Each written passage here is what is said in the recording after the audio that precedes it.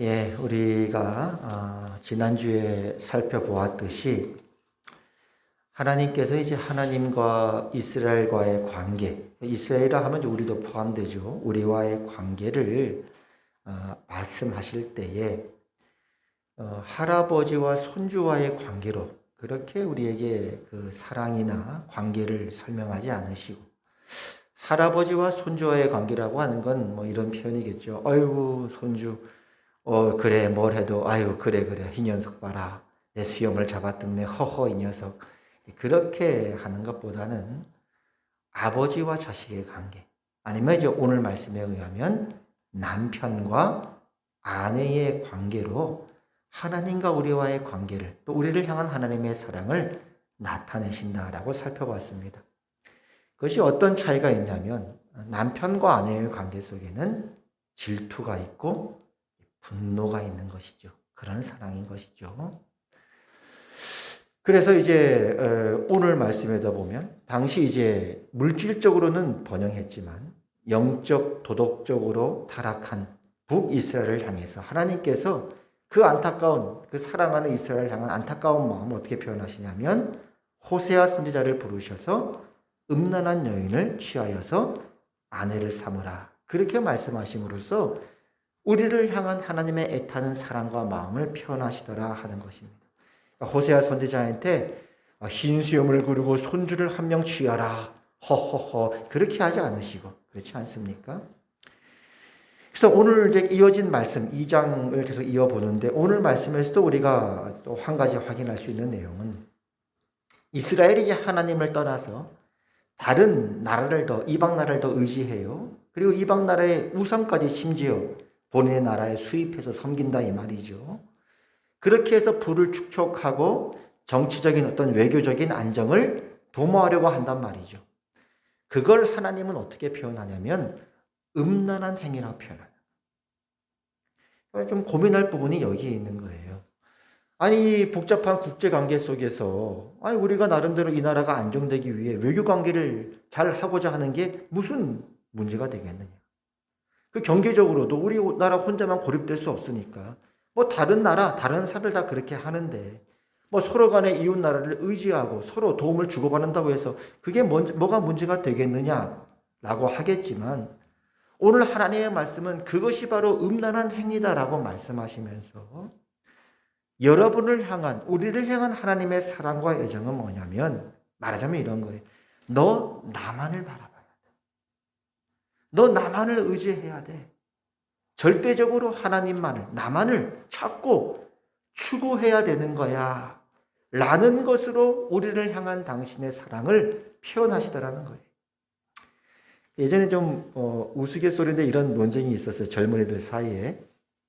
어느 날 제 딸이 이제 저한테 물어봐요. 아빠, 하나 질문할 게 있대요. 그래서 뭐 질문하는데, 젊은이들 사이에 뭐가 있냐면, 여자아이가 이렇게, 여러분 생각해 보세요. 여자아이가 있어요.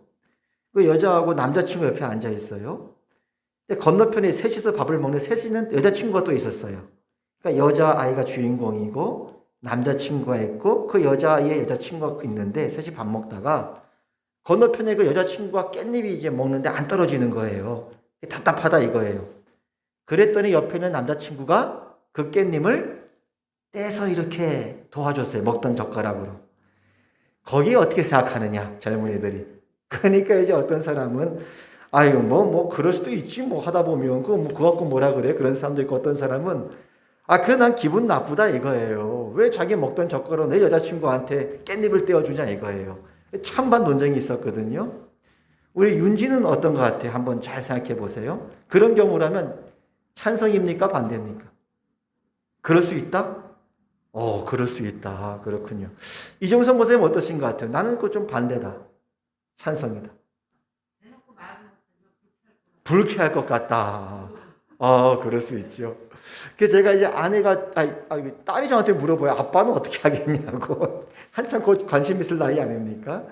제가 그랬어요. 만약에 나하고 사모하고 같이 밥 먹는데 건너편에 어떤 여성도나 누가 여자분이 계셔서 밥 먹다가 만약에 깻잎이 붙어가지고 답답하면, 아빠 같으면 그럴 것 같은데, 여보 저거 좀 도와드려 그럴 것 같은데, 굳이 내가 떼주진 않을 것 같은데 이렇게 얘기했더니 아 그러냐고 이렇게 얘기를 하는 거죠. 이게 이제 그런 이제 이야기를 오갔는데 일단 말하고자 하는 건 뭐냐 뭐 사소한 젊은이들의 논쟁이지만 깻잎조차도 질투할 수 있다는 거예요. 그렇죠? 깻잎 때문에라도 오해가 생길 수 있고 분노할 수 있다는 거예요. 왜요?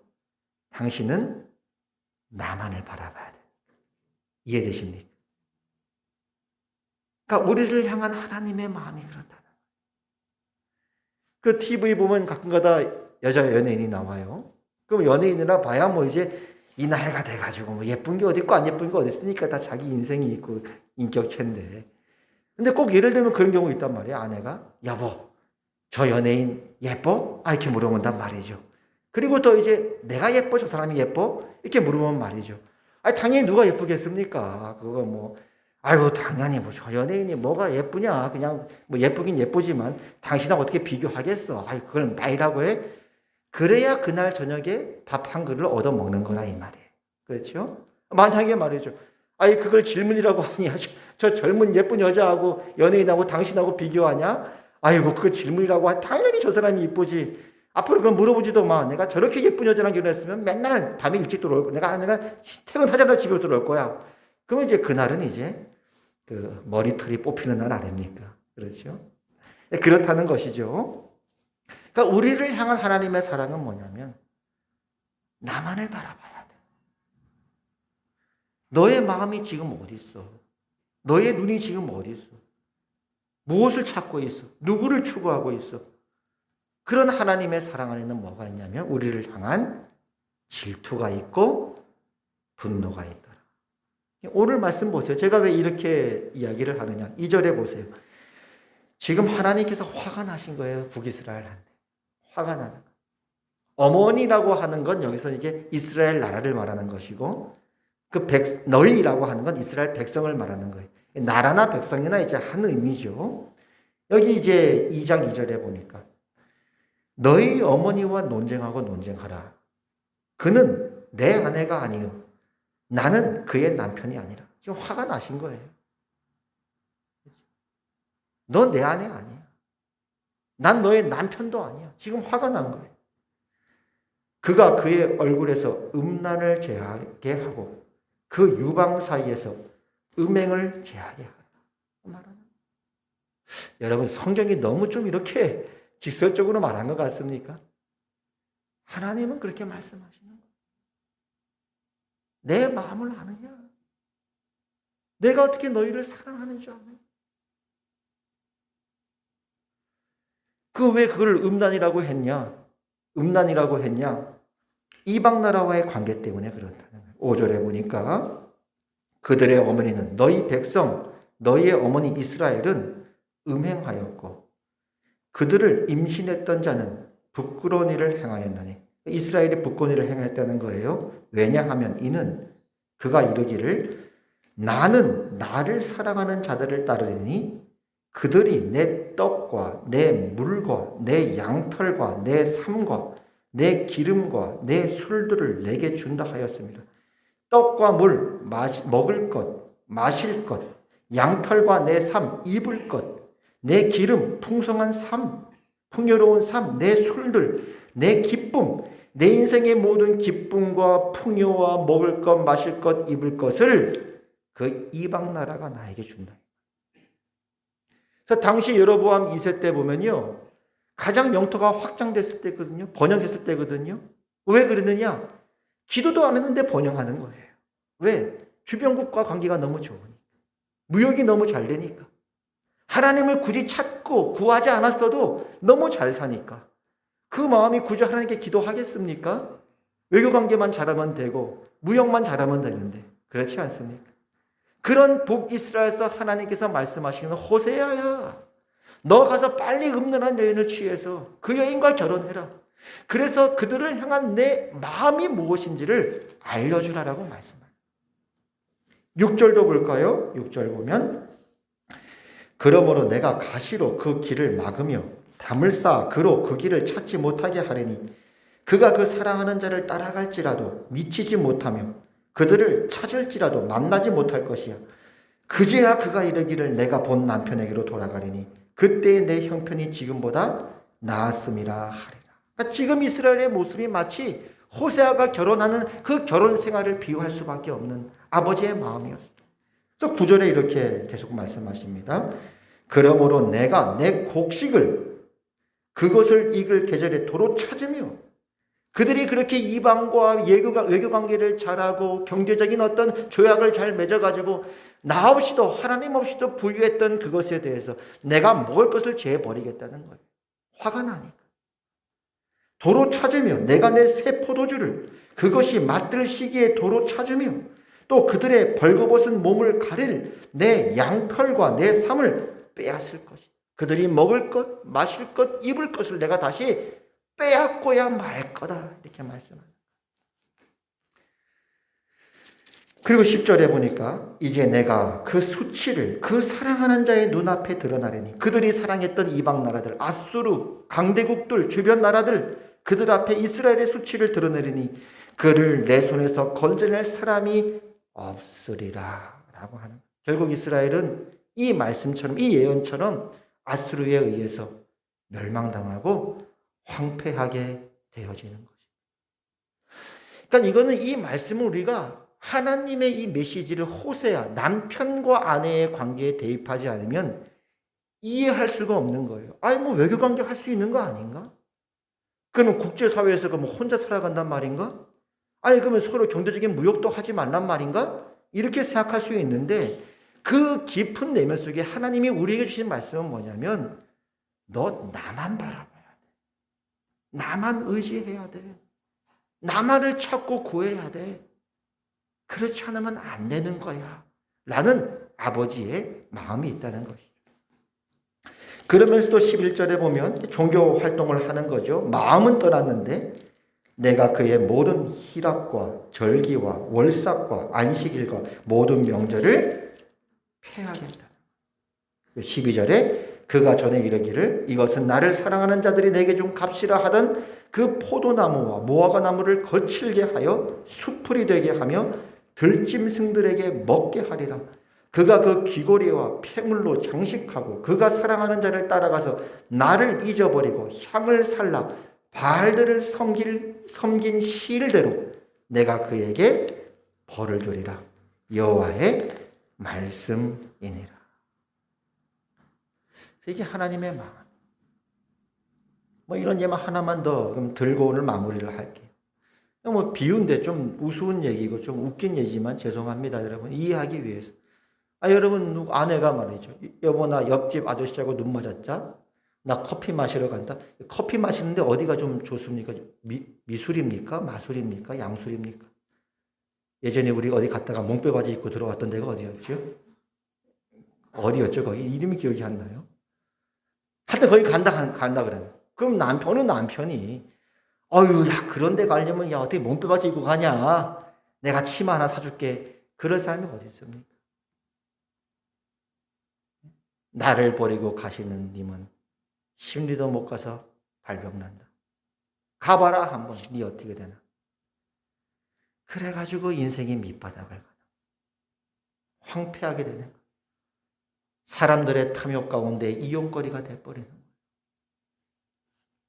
그것이 이스라엘의 역사였다는 것입니다. 초토화돼 버리고 황폐화돼 버리고. 그러니까 이스라엘 백성들은 내내 그들의 역사 내내 많은 시간들을 탄식하는 거예요. 예레미야 선지자조차도 뭐라고 탄식하느냐. 예레미야 애가 1장 1절. 아 슬프다. 예전에는 사람들로 그렇게 붐비더니 이제는 이 도성이 어찌 그리 적막한가. 하나님 어떻게 이렇게 예루살렘을 적막하게 하셨습니까? 그게 그들이 살았던 역사였습니다. 아 슬프다. 주님께서 어찌 이렇게 진노하셔서 도성 시온의 앞길을 캄캄하게 하셨는가? 어찌하여 이스라엘의 영광을 하늘에서 땅으로 던지셨는가? 진노하신 날에 주님께서 성전조차도 기억하지 않으시다니 어떻게 그럴 수 있습니까? 왜 그러냐고? 왜 그러냐고? 너희는 내 아내니까. 너희는 나만 바라봐야 되는 사람들이니까. 내가 그렇게 이 세상 열국 중에서 너희를 택하여 너희를 불러서 내 소유로 삼았으니까 라고 말합니다. 또 계속해서 에가서 3장의 1절에 보면 나는 하나님의 진노의 몽둥이를 얻어맞고 고난당하는 자다. 주님께서 나를 이끄시어 빛도 없는 캄캄한 곳에서 헤매게 하시고 온종일 손을 들어서 치고 또 치시는구나 그러는 거죠. 근데 그렇게 나와요. 그 다음에 말씀이 있죠. 그러나 희망이 있다는 거예요. 마음속으로 곰곰이 생각하며 오히려 희망을 가지는 것은 주님의 한결같은 사랑이 다함이 없고 그 긍휼이 끝이 없기 때문이다. 주님의 사랑과 긍휼이 아침마다 새롭고 주님의 신실이 큽니다 라고 했어요. 여러분, 한결같은 사랑이래요. 어떻게 한결같은 사랑입니까? 어떻게 그 사랑이 변하지 않습니까? 2장 1절에 나오는 거예요. 2장 1절 우리 2장 14절 우리 호세아서 2장 14절 한번 다 같이 한번 읽어볼까요? 2장 14절 시작. 그러므로 보라 내가 그를 타일러 거친 들로 데리고 가서 말로 그 사랑인 거예요. 밑바닥까지 갔는데 찢어졌는데 그 찢어진 걸 다시 붙여버리는 거예요. 어디에서? 거친 들에서. 그러니까 우리가 살아가는 현실은 이거예요. 아니 이왕 하나님이 그렇게 우리를 사랑하시고 위로하실 거 푸른 초장 쉴만한 물가에서 위로하시면 되지 왜 꼭 거친 들로 가서야 위로합니까? 이거예요. 내가 너의 남편이니까. 내 사랑은 분노니까요. 죽음같이 강한 거니까요. 사랑은. 그러나 내가 너를 포기할 수는 없다는 거예요. 15절에도 보니까 거기서 거친 들에서 비로소 그의 포도원을 그에게 주고 악을 골짜기로 소망의 문을 삼아주리니 악을 골짜기는 이제 아간을 돌로 죽였던 그런 장소죠. 그곳으로 소망의 문을 삼아주리니 그가 거기서 응대하기를 어렸을 때와 애굽 땅에서 올라오던 날과 같이 하리라. 그러니까 우리가 이스라엘 역사 내내 보면 하나님께서 이스라엘 백성들을 그저 출애굽하신 후에 덩실덩실 춤추면서 그저 편안하게 푸른 초장 쉴만한 물가에서 할렐루야 감사합니다 하고 위로받았다기보다는 차라리 이스라엘의 역사는 거친 들이었어요. 야곱의 인생과 같았죠. 원래 이스라엘은 야곱의 이름이었으니까 험악한 세월이었어요. 왜냐하면 아버지의 사랑은 KF 할아버지처럼 수염 달린 할아버지가 어허 이 녀석 봐라 그랬어? 하는 그 사랑이 아니라 난 너만을 바라보고 있어. 너가 내 인생의 전부야. 너도 나만을 바라봐야 돼. 라는 것이 아버지의 사랑이기 때문입니다. 그래서 우리 믿는 자들의 삶을 보면요. 어딘가 보면은 이스라엘을 닮는 부분도 있고 야곱을 닮는 부분도 있는 것입니다. 왜냐하면 우리 역시 얼마나 마음이 쉽게 변합니까?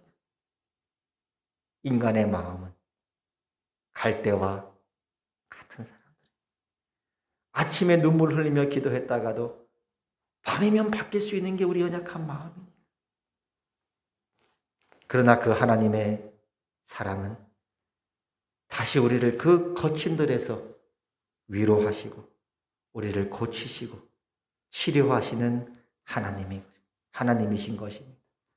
결국은 우리를 절대로 포기하지 않으시고 우리가 하나님 앞에 항복하기까지 우리를 놓지 않으시고 이끄시는 하나님의 사랑입니다. 심지어 성경은 이렇게도 말씀하는 것. 너희 부모가 너희를 버릴지라도 나는 너희를 버리지 않겠다. 현재일이나 장래일이나 높음이나 깊음이나 천사들이나 권세자들이나 그 어느 것이라도 우리를 그리스도 안에 있는 하나님의 사랑에서 끊을 자가 없다. 내가 그렇게 너희 인생을 붙들고야 말겠다. 왜냐하면 너는 내 것이니까. 내 아들의 핏값을 대신해서 산 나의 소유니까 말이야. 너 있잖아. 나만을 바라봐야 돼. 어떻게 사랑해야 되는 줄 알아? 마음을 다해, 뜻을 다해, 성품을 다해 나만을 사랑해야 된단다. 그래서 우리 인생을 보면은 여러분 인생 한번 돌이켜보세요. 어딘가 모르게 내가 환도뼈가 좀 부러진 부분도 있을 수 있고 내 인생을 누비고 지나가시죠? 혹은 그 부분을 싸매시고 고치신 부분도 있을 것입니다. 그렇게라도 여러분을 포기하지 않으시는 하나님의 그 사랑, 하나님의 고집, 하나님의 집념 앞에 올 한 해 여러분의 마음을 하나님께로 드리시고 마음으로 여호와께로 돌아가시는 오늘 하루, 오늘 이 밤, 이번 한 주, 그리고 2022년 한 해의 시기를 축복합니다. 기도하겠습니다. 우리를 향한 하나님 아버지의 사랑을 여러 모양으로, 여러 모습으로 우리에게 보여주시고 때로는 선지자들에게 한 여인을 취해서 결혼하라고 하면서까지 그 마음을 표현하고자 하는 아버지의 마음을 오늘 듣습니다. 나는 너만을 바라보고 있다. 너도 나만을 바라보고 의지해야 된단다. 오늘 이 말씀 앞에 아멘으로 화답하는 큰 은혜 허락하여 주시옵고 열매 맺고 하나님께 영광 올려드리는 복된 삶 되게 하여 주시옵소서. 예수님 이름으로 기도드리옵나이다. 아멘. 이제는 우리 주 예수 그리스도의 은혜와 하나님 아버지의 그 크신 사랑과 성령 하나님의 감화, 감동, 교통, 위로 역사하심이 오늘 우리 모든 화평 식구들과 하나님의 백성들 위해 이제부터 영원까지 항상 함께 하시기를 주님의 이름으로 축원하옵나이다. 아멘.